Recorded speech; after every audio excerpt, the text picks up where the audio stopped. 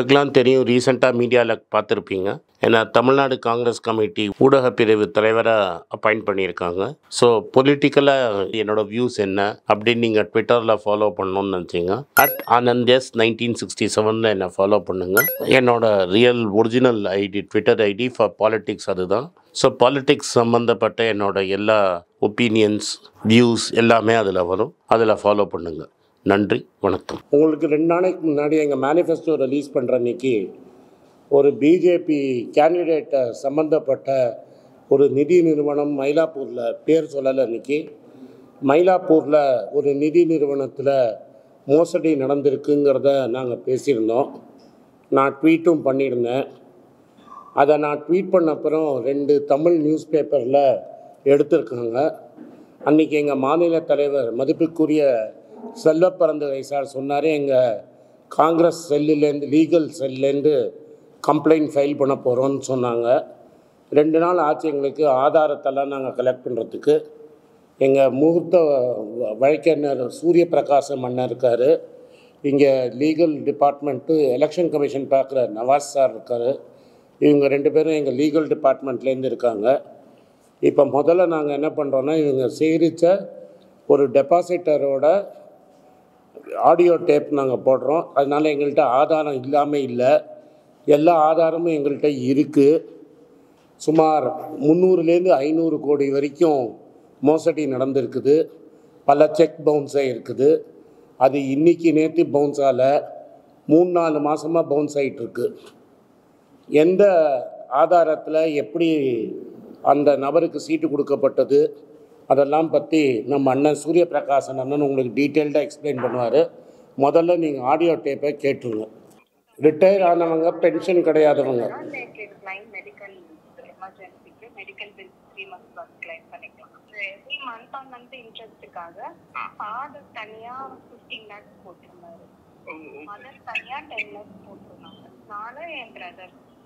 எங்க கூட வந்து என் மதரோட சிஸ்டர் இருந்தாங்க. She is a cancer survivor. அவங்க ரீசெண்டா நல்லா தான் இருந்தாங்க. சடன் பிரெயின் ஸ்ட்ரோக்ல February 20th she passed away. February 8ல தான் என் மதரோட FD மெச்சூர் ஆயிருக்கு. February 1st weekல 2nd weekல மெச்சூர் ஆயிடுச்சாமா மதரோடது. அந்த மெச்சூர் ஆன FD தான் வந்துட்டு சித்தி இந்த மாதிரி சடன் டிமைஸ்ல வந்து அவங்க என்ன பண்றது, எடுத்துட்டு என்ன பண்றதுன்னு தெரியல சொல்லிட்டு அவங்க ரெனியூ பண்ணிட்டாங்க. ரெனியூவல் ஆறப்போ எந்த இஷ்யூஸும் கிடையாது. நான் பர்சனலா என் மதரோட ரெனியூ ஆயிட்டு ரெசிப்ட் கலெக்ட் பண்ண வர சொன்ன அன்னைக்கு போனப்பதான் அது ரொம்ப கேஆஸ் சிச்சுவேஷன் இருந்தது, நிறைய இருந்தது சார். இந்த இஷ்யூ ஆனதுலேருந்து இப்ப ஏப்ரல் மந்த் வரவே இல்லை. அதாவது மார்ச் மாசத்தோட இன்ட்ரெஸ்ட் ஏப்ரல்ல கிரெடிட் பண்ணுவாங்களா, அது ஒன்றும் வரவே இல்லை. 2 பேருக்குமே வரல. ஓகே, அப்ராக்ஸிமேட்டா ஃபர்ஸ்ட் வீக் ஆஃப் எவ்ரி மந்த்தே வந்தற மாதிரி இருக்குமா மேம்? அதாவது ஆமா, 5th-க்குள்ள இல்ல 9th-க்குள்ள வர மாதிரி இருக்கும். பட் ஆனா நேத்து வரைக்கும் எதுவுமே கிரெடிட்டே ஆகல. ஓகே மேம், யாருக்குமே கிரெடிட் ஆகல. அங்க இருக்கவங்க நிறைய பேர்கிட்ட கேட்டதுக்கு அவங்களுக்கு எல்லாம் ஜனவரி மந்த்ல இருந்தே வரலன்னு சொன்னாங்க. சில பேர் நவம்பர் மந்த்ல இருந்து வரலன்னு சொன்னாங்க. அப்ப அவங்க மெச்சூர்ட் ஆன FD கூட க்ளோசர் பண்ண முடியல. இப்போ நீங்க ஜனவரி மந்த், சப்போஸ் என் ஃபாதர் ஜனவரி தான் ரெனியூ பண்ணாரு, என் மதர் Februaryல ரெனியூ பண்ணாங்க. நீங்க ஜனவரியிலே மெச்சூர் ஆகி நீங்க க்ளோஸ் பண்றேன்னு கொடுத்துருந்தா கூட உங்களுக்கு ஆகஸ்ட் மந்த் தான் போஸ்ட் டேட்டட் செக் தராங்க. இப்போ என் மதர் ப்ரீ க்ளோஷருக்கு கேட்டா கூட நீங்க போஸ்ட் டேட்டட் செக் தான் ஆகஸ்ட் மாசத்துக்கு தர முடியும் தான் சொல்றாங்க. அந்த போஸ்ட் டேட்டட் செக் வச்சு நான் என்ன சார் வந்து க்ளோஸ் ஆனவங்களுக்கு கொடுத்துட்டு கூட அவங்களுக்கே செக் வாங்கி வச்சிடறாங்களாம். பவுன்ஸ் ஆயிருந்த செக், பவுன்ஸ் ஆன செக் அவங்க திருப்பி வாங்கி வச்சுட்டு நீங்க போலீஸ்க்கு எல்லாம் போய் கம்ப்ளைண்ட் எல்லாம் கொடுக்க கூடாது, கொடுத்தீங்கன்னா பணமே வராது அப்படின்னு அந்த த்ரெட்டன் பண்றாங்க. நான் அங்க போய் கேட்ட வரைக்கும், அவங்க பேசின வரைக்கும் நான் அதுல நான் பார்த்தது பேசிக்கா whatever is happening. Okay ma'am, so இந்த பிளான் வந்துட்டு இந்த எவ்ரி 1 இயர் வந்து மெச்சூர் ஆக மாதிரி இருக்கும் மேம். சோ எவ்ரி 1 இயர் இருக்கு ரெனியூ ஓகே. அப்போ வந்து ஒரு தான் சேர்ந்து இந்த மணி 5 years லாக்கிங் பீரியட் போடுறான். ஸோ மோடி வந்துட்டு சீனியர் சிட்டிசன் ஃபண்ட் அப்படின்னு நிறைய பேர் சொன்னதுனால தான் அதுலேருந்து இதுக்கு மாறினது. இதுலேயுமே நிறைய பிராமின்ஸ் தான் இன்வெஸ்ட் பண்ணியிருக்காங்க, எல்லாமே பண்ணியிருக்காங்க. அவர் இத்தனைக்கும் பிஜேபி கேண்டிடேட் தான் சிவகங்கையில நிற்கிறவர். என்ன பண்ண முடியும்? ஒண்ணுமே பண்ண முடியல. இங்க தமிழிசை சவுந்தரராஜன் கிட்ட இவங்க எல்லாரும் கம்ப்ளைண்ட் கொடுத்துருக்காங்க. பர்சனலா அண்ணாமலை கிட்ட கொடுத்துருக்காங்க. எல்லாமே பண்ணிருக்காங்க. ஆனா ஒண்ணுமே பண்ண முடியல. நான் பேசின அந்த சீனியர் சிட்டிசன் என்கிட்ட சொல்லியிருக்காரு, தமிழிசை சவுந்தரராஜன் கிட்ட கொடுத்துருக்கோம், அண்ணாமலை கிட்ட கொடுத்து அவரே அண்ணாமலைக்கு பர்சனலா அவரோட இதுக்கு கம்ப்ளைண்ட் அனுப்பியிருக்காராம். Complaint received successful, we will reply back in few days எல்லாம் வந்துருக்கான். பட் அண்ணாமலைலாம் எதுவும் ரிப்ளை பண்ண முடியல அப்படின்ட்டு. இப்போ திடீர்னு என்னோட தெரிஞ்ச ரிலேட்டிவ்ஸ்க்கு தெரிஞ்சவங்க எங்கேயோ ஜேசி ஆஃபீஸ்ல இருக்காங்க. அங்க காலையில எனக்கு ஏர்லி மார்னிங் கால் பண்ணிட்டாங்க. நைட்டே அவன் அப்காண்ட் ஆயிட்டான் அந்த லேனாதி யாதவ் அப்படின்னு. ஸோ இந்த ரெக்கார்டிங் ஃபுல்லாக இருக்குது எங்கள்கிட்ட. இந்த ரெக்கார்டிங்கை உங்கள்கிட்ட கொடுக்குறோம். பல இம்பார்ட்டண்ட்டான பேர்கள்லாம் வந்திருக்கு.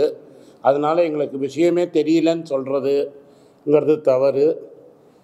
மீதியை வந்து எங்கள் வழக்கறிஞர் அறிஞர் சூரியபிரகாச மன்னர் சொல்லுவாருங்க. சார், இந்த மயிலாப்பூர் ஃபண்ட் ஆஃபீஸ்ன்றது வந்து ஒன் ஆஃப் தி ஓல்டஸ்ட் நிதி இன் இந்தியா. இதில் வந்து சுமார் 525 கோடி வந்துட்டு தேவநாதன் யாதவ்ன்ற சிவகங்கா கான்ஸ்டியூன்சியோட பிஜேபி அலையன்ஸ் கேண்டிடேட்டு அவர் ஸ்விண்டில் பண்ணுறதாக தான் வந்துட்டு பப்ளிக் டொமைனில் கம்ப்ளைண்ட் இருக்குது. ஏற்கனவே இந்த கம்ப்ளைண்ட் வந்து மாலை மலரில் வந்து இருக்குது, தினகரனில் வந்து இருக்குது. சிபிஐ வந்துட்டு எலெக்ஷன் கமிஷன்லேயே கம்ப்ளைண்ட் கொடுத்துருக்காங்க. இது வரைக்கும் வந்துட்டு போலீஸ் வந்து எந்த ஆக்ஷனும் எடுக்கலை. இதுக்கு வந்து யாரும் வந்து உங்களுக்கு என்ன இல்லை லோக்கல் ஸ்டாண்ட் இருக்குன்னு யாரும் கேட்க முடியாது. ஏன்னா வந்து எந்த பொது ஜனத்துக்கும் எந்த சிட்டிசன் ஆஃப் இந்தியாவுக்கும் வந்துட்டு ஏதாவது ஈவன் அவன் வந்து ஹேர்ஸே கம்ப்ளைண்ட்டை கேட்டால் கூட வந்துட்டு அவர் வந்துட்டு கம்ப்ளைண்ட்டை லாட்ஜ் பண்ணலாம். அதனால் வந்து ஏற்கனவே பப்ளிக் டொமைனில் இருக்க கம்ப்ளைண்ட்டை வந்து தமிழ்நாடு போலீஸ் வந்து இதை உடனடியாக கவனம். ஏன்னா 525 கோடி 100% எல்லாருமே பென்ஷனர்ஸு, சீனியர் சிட்டிசன்ஸ் தான். இதில் வந்து யாரும் யங்ஸ்டர்ஸ் கிடையாது. இத்தனை வருஷமாக 150 வருஷமாக சிறப்பாக இயங்கிக் கொண்டிருந்த ஒரு மயிலாப்பூர் ப்ராவிடன்ட் ஃபண்டுன்ற ஒரு கம்பெனிலேருந்து ஒரு ஃபண்ட்லேருந்து இது மாதிரி வந்துட்டு பொதுமக்களோட ஹார்ட் எண்ட் மணி வந்து இது மாதிரி ஸ்விண்டில் பண்ணுறதுனால தான் வந்து இதை காங்கிரஸ் வந்து இதை பொலிட்டிக்கலாக மாத்திரம் ஃபைட் பண்ணாத, இதை வந்துட்டு பப்ளிக் இன்ட்ரெஸ்ட்லையும் இதை ஃபைட் பண்ணது. ஏற்கனவே நாங்கள் சஃபிஷியன்ட் மெட்டீரியல்ஸ் வந்து இதை பற்றி கலெக்ட் பண்ணி வச்சுருக்கோம். கமிஷனர் ஆஃபீஸில் வந்துட்டு இன்றைக்கி போய் கம்ப்ளைண்ட் கொடுக்க போகிறோம். அதுக்கப்புறம் வந்து சென்ட்ரல் கவர்மெண்ட்டில் சீரியஸ் ஃப்ராட் ஆஃபீஸ்னு தனியாக இது ஒரு விங் இருக்குது, அதுலேயும் கம்ப்ளைண்ட் பண்ண போகிறோம். இது வந்து ரிசர்வ் பேங்க் கண்ட்ரோல்லையும் இருக்குது. ரிசர்வ் பேங்க் கண்ட்ரோல்லையும் இது பண்ணி, ஏன்னா இவர் வந்துட்டு எவ்ரி சான்ஸ் ஆஃப் அப்ஸ்காண்டிங் வந்து இதில் வந்து ரொம்ப கிரேட்டாக இருக்குது. எலெக்ஷன் முடிஞ்ச உடனே இவர் வந்து வெளிநாட்டுக்கு தப்பிச்சு போயிட்டாருன்னா இவரை பிடிக்கிறது ரொம்ப கஷ்டம். இவரை பிடிச்சாதான், ஏன்னா அவர் டிக்ளேர்டு இன்கமே 300 கோடி ரூபாய்க்கு மேலே டிக்ளேர் பண்ணியிருக்காரு. ஸோ இம்மீடியட்டாக வந்து state government economic offences wing இதில் தலையிட்டு அந்த 325 டிக்ளேர்டு இன்கம் எந்தெந்த அசட்லாம் டிக்ளேர் பண்ணியிருக்காரோ அதெல்லாத்தையும் வந்துட்டு ஃப்ரீஸ் பண்ணணும், சீஸ் பண்ணணும். அதை வந்துட்டு வேறு யாருக்கும் அவர் மாற்றாத முடியாதபடிக்கு தமிழ்நாடு அரசு வந்து காவல்துறை இதில் வந்து உடனடியாக இதை வந்து கவனம் செலுத்தி அந்த பணத்தெல்லாம் முடக்கினாதான் இந்த ஓட்டர்ஸ் வந்து 90% ஓட்டர்ஸ் வந்து அந்த ஃபண்ட் ஓட்டர்ஸ் வந்து சென்னையில் தமிழ்நாட்டில் இருக்கவங்க தான். அவங்களோட இன்ட்ரெஸ்ட்டையும் வந்துட்டு தமிழக அரசு இதை வந்து பார்க்கணும். இதை வந்து அரசியல் ரீதியாக மாத்திரம் பார்க்காத ஒரு ஏமாற்றப்பட்ட ஒரு முதலீட்டுதாரர்களின் நலனை காக்கிறதுக்கு தமிழ்நாடு அரசு வந்து இதில் வந்து உடனடியாக செயல்படணும் நாங்கள் கேட்டுக்கிறோம் சார். இதில் கிளியராக நம்மளுக்கு என்ன தெரியுதுன்னா, தமிழிசை சவுந்தரராஜனுக்கும் அண்ணாமலைக்கும் இந்த விஷயம் தெரிஞ்சிருக்குங்கிறது தெளிவாக இருக்கும். கொஞ்ச நாளைக்கு முன்னாடி கோயம்புத்தூரில் ப்ரெஸ்ஸை மீட் பண்ணும்போது உங்களுக்கெல்லாம் எக்கனாமிக்ஸ் தெரியுமா, உங்களுக்கெல்லாம் ஃபைனான்ஸ் தெரியுமான்னு ஒருத்தர் கேட்டார். ஐஏஎம்மில் படித்தவர் ஃபைனான்ஸ் தெரிஞ்சவர். ஒரு 4 மாதமாக செக் பவுன்ஸ் ஆகிற நிதி கம்பெனியோட எம்டிக்கு எப்படி வந்து பிஃபார்மில் கையெழுத்து போட்டார். செக் பவுன்ஸ் பண்ணுறது அஃபென்ஸுன்னு கைநாத்து வைக்கிறவனுக்கு கூட தெரியும். செக்ஷன் 138 ஆஃப் நெகோஷியபிள் இன்ஸ்ட்ருமெண்ட்ஸ் ஆக்டில் கைநாத்து வைக்கிறவனுக்கு கூட தெரியும். ஐஏஎம் படித்தவருக்கு, ஐபிஎஸ் படித்தவருக்கு நிச்சயமாக தெரிஞ்சிருக்கும். ஒரு டிஸ்ட்ரிக்ட் சூப்பர்டென்ட்டுக்கு நெகோஷியபிள் இன்ஸ்ட்ருமெண்ட் ஆக்ட் 138 தெரியாதுன்னு சொன்னீங்கன்னா நீங்கள் நம்புவீங்கன்னா நம்புங்க. உங்களுக்கு ஏதாவது கேள்வி இருந்தால் எங்கள் சீனியர் பதில் சொல்லுவார். இப்போ இஷ்யூ என்னென்னா, அண்ணாமலை அவர்கள் வந்து இது நாலேஜ் இல்லைன்னு சொல்ல முடியாது, தமிழிசை சவுந்தரராஜன் நாலேஜ் இல்லைன்னு சொல்ல முடியாது. ஏன்னா அந்த ஒரு மேடம் பேசுனாங்க, அவங்கள கேட்டீங்க, அவங்க வந்து பர்சனலாக வந்துட்டு அவங்களும் மீதி டெபாசிட்டும் பர்சனலாக வந்துட்டு இது அண்ணாமலையோட நாலேஜுக்கு கொண்டு போயிருக்காங்க. இது மாதிரி அவங்க தேவநாதன் இது மாதிரி ஏமாத்தினா இருந்தாங்க. இது வரைக்கும் வந்துட்டு ஒரு சின்ன விஸ்பர் அண்ணாமலை சைட்லேயும் கிடையாது, தேவநாதன் யாதவ் சைட்லேயும் கிடையாது. இது ஏதோ வந்துட்டு அவர் வந்து பதவிக்கு வந்து லஞ்சம் வாங்கினான்ற மாதிரி அந்த மாதிரி கம்ப்ளைண்ட்டோ கிடையாது. இது வந்து பொதுமக்கள் டெபாசிட்டர்ஸை ஏமாத்தின கேஸ். அதனால தான் வந்து நாங்கள் இதை சீரியஸாக எடுத்துக்கிறோம். அதனால் வந்து தமிழ்நாடு அரசு வந்து அண்ணாமலை அவர்கள் அவரை ப்ரொடெக்ட் பண்ணக்கூடாது. இமீடியட்டாக வந்து சென்ட்ரல் கவர்மெண்ட்டே வந்து இமீடியட்டாக இப்போ இந்த நேரத்தில் இவ்வளோ ஒரு சீரியஸ் அலிகேஷன் எலெக்ஷன் டைமில் வந்து அவங்களோட பிஜேபி சப்போர்ட்டட் கேண்டிடேட் பேரில் வரும்போது அவங்களே சீரியஸ் ஃப்ராட் விங் கார்ப்பரேட் மினிஸ்ட்ரியோட ஆஃபீஸை வச்சு அந்த ஃபண்ட்ஸ் அந்த மயிலாப்பூர் ஃபண்டை வந்து ஆடிட் பண்ணியிருக்கணும்.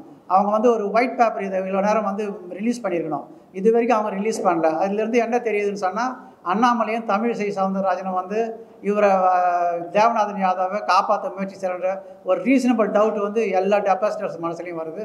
அதை வந்து அண்ணாமலையும் தமிழிசை சவுந்தரராஜனும் கிளாரிஃபை பண்ணணும். இன்றைக்கி எங்கள் டீம் போய் இப்போது எக்கனாமிக் கமிஷன் ஆஃபீஸில் கம்ப்ளைண்ட் கொடுக்க போகிறாங்க. உங்கள் டீம்கிட்ட சொல்லுங்கள், ரஃப்லி ஒரு 1 மணிக்கு மேலே போய் கம்ப்ளைண்ட் கொடுப்பாங்க. நவாஸ் சாரும் சூரிய பிரகாசம் சாரும் கம்ப்ளைண்ட் கொடுக்க போகிறாங்க. ஒன்றும் ஆக்ஷன் இல்லைன்னா நாளைக்கு ஹைகோர்ட்டில் பெட்டிஷன் போட போகிறாங்க, பப்ளிக் இன்ட்ரெஸ்ட் லிட்டிகேஷன். இது மாதிரி directing the economic offences wing to investigate the matter. Investigation நடந்தால் தான் உண்மையாக வெளியில் வரும். இப்போது கிளியராக உங்களுக்கு தெரிஞ்சிடுச்சு, டபுள் டிஜிட் நம்பர், எப்படி ஓட் ஷேரு, இதெல்லாம் எப்படி நடந்திருக்குங்கிறது தெளிவாக தெரிஞ்சிடுச்சு. ஒரு ஸ்டேஷனில் 4 கோடி ரூபா பிடிச்சிருக்காங்க, ஒரு ஃபண்ட் ஆஃபீஸில் 500 கோடி காணுங்கிறாங்க. அமௌண்ட் எக்ஸாக்டாக எப்போ தெரியும்னா அந்த கம்பெனியை இன்வெஸ்டிகேட் பண்ணால் தான் கரெக்டாக தெரியும். இங்கே உட்காந்து என்னால் கணக்கு சொல்ல முடியாது. பல செக்குகள் பவுன்ஸ் ஆகிருக்கு. போலீஸ் இன்வெஸ்டிகேஷனில் தான் உண்மையாக வரும். அந்த ஃபண்டு எங்கே போயிருக்குன்னு தெரியும். நிர்மலா சீதாராமன் நம்மையார் எப்போதும் நியாயத்தை பேசுவாங்க. இன்றைக்கி இதை பற்றி என்ன சொல்கிறாங்கன்னு நீங்கள் தான் கேட்கணும். எனி கொஸ்டின்ஸ் யாராவது கேட்கணும்னா கேளுங்க, எங்கள் டீம் பதில் சொல்லுவாங்க. ஏதாவது கேள்வி இருக்குங்களா? இந்த ரெக்கார்டிங் ஒன்றா எங்கள் டீம்கிட்ட கேட்டிங்கன்னா உங்களுக்கு இந்த ரெக்கார்டிங் கொடுக்கப்படும். Thank you sir. Thank you sir.